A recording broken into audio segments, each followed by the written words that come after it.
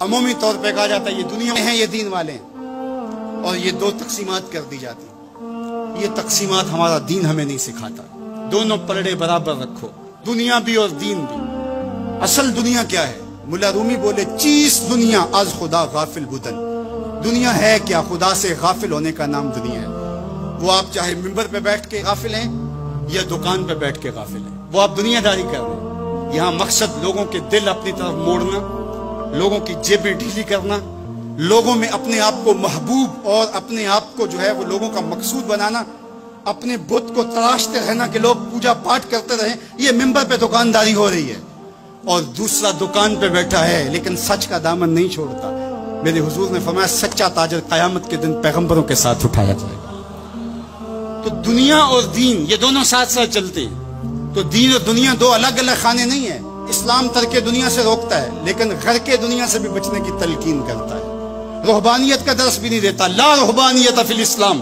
اسلام میں رہبانیت نام کی کوئی چیز نہیں ہے کہ تم گھر بار چھوڑ دو، تم بستی چھوڑ دو، تم کوہ غار کی زندگی اختیار کرو. اسلام کا یہ مزاج نہیں ہے.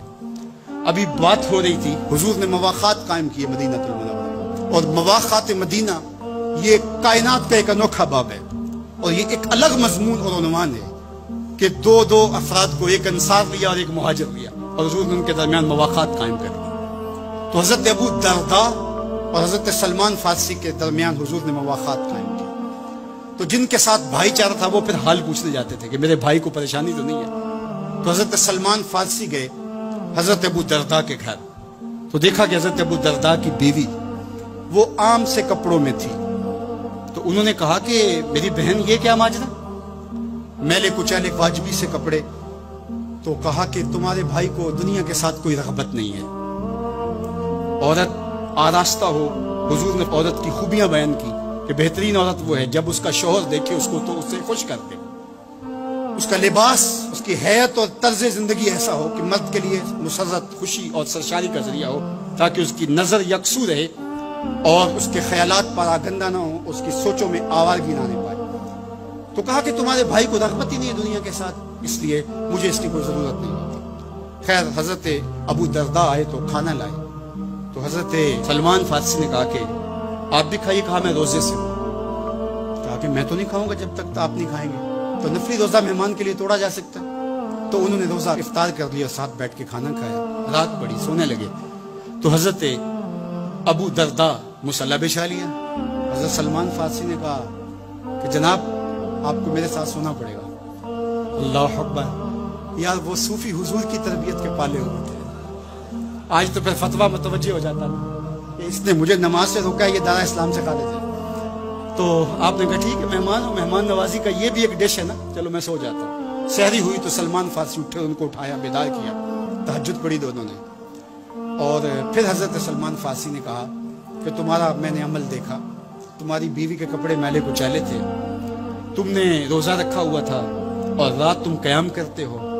تو کہا کہ تمہارے نفس کا بھی تمہارے اوپر حق ہے، تمہارے اہل خانہ کا بھی تمہارے اوپر حق ہے، اور تمہارے رب کا بھی تمہارے اوپر حق ہے، اور تمہارے مہمان کا بھی تمہارے اوپر حق ہے، اور ہر ذی حق کا حق تمہیں ادا کرنا ہوگا. اور یہ بات چھڑی اور پھر دونوں چلتے ہوئے حضور کے پاس آ گئے. خوشا وہ وقت کے فیض عام تھا ان کا، خوشا وہ وقت کے بطحا مقام تھا ان کا. کیسے وہ لمحے تھے، آج تو کوئی ملتا ہی نہیں ہے. درد ہو تو سنائیں کس کو، زخم ہو تو دکھائیں کس کو، دکھڑے ہوں کس کی دہلیز پہ رکھیں، کس کے کندھے پہ سر رکھ کے روئیں، کوئی رہا ہی نہیں ہے. تو وہ اٹھے اور حضور کے پاس آئے، اور حضرت سلمان نے اپنی کہانی سنائی اور ابو درداء نے اپنی بات کہی. تو میرے حضور نے کیا کہا سنو. ارشاد فرمایا صدق سلمان. کہا میرے سلمان نے سچ کہا ہے. تو ہمارا دین ہمیں یہ کہتا ہے کہ تمہاری زندگیاں خوبصورت ہو، رب کا حق بھی ادا کرو. اور حضور نے ایک شخص کو دیکھا وہ سخت کمزور ہے. تو آقا کریم نے فرمایا کہ کیا ماجرا ہے، تم بہت کمزور ہو، تو نے کوئی دعا تو نہیں کی تھی رب سے؟ کہا جی حضور میں نے اللہ سے دعا کی تھی. کیا دعا مانگی؟ کہا میں نے اللہ سے کہا مالک جو بھی تکلیفیں ہیں، مصیبتیں ہیں، وہ آخرت کے حصے کی بھی دنیا پہ بھیج دے تاکہ یہیں فارغ ہو کے جاؤں، آخرت میری صاف ہو جائے. تو بڑے دکھڑے ہیں، بڑے غم ہیں، بڑی اذیتیں ہیں، بڑی بیماریاں ہیں جس نے مجھے کمزور کر دیا. تو بظاہر بڑی اچھی بھلی بات تھی. کہ سارے دکھڑے دنیا پہ لے لی، آخرت صاف کر لی؟ لیکن میرے حضور نے کیا ارشاد فرمایا؟ فرمایا تم نے یہ کیوں کہا کہ آخرت کے دکھ بھی دنیا پہ مل جائیں؟ تم نے یہ کیوں نہیں کہا ربنا آتنا فی الدنیا حسنۃ وفی الآخرۃ حسنہ؟ اللہ دنیا میں بہتریاں دے دے، آخرت میں بھی بہتریاں۔ وَكَذَلِكَ جَعَلْنَاكُمْ أُمَّةً وَسَطًا، جب تک ترازو پورا نہیں رکھو گے، جب تک دونوں پلڑے برابر نہیں ہوں گے، تم آگے کبھی نہیں بڑھ سکو گے۔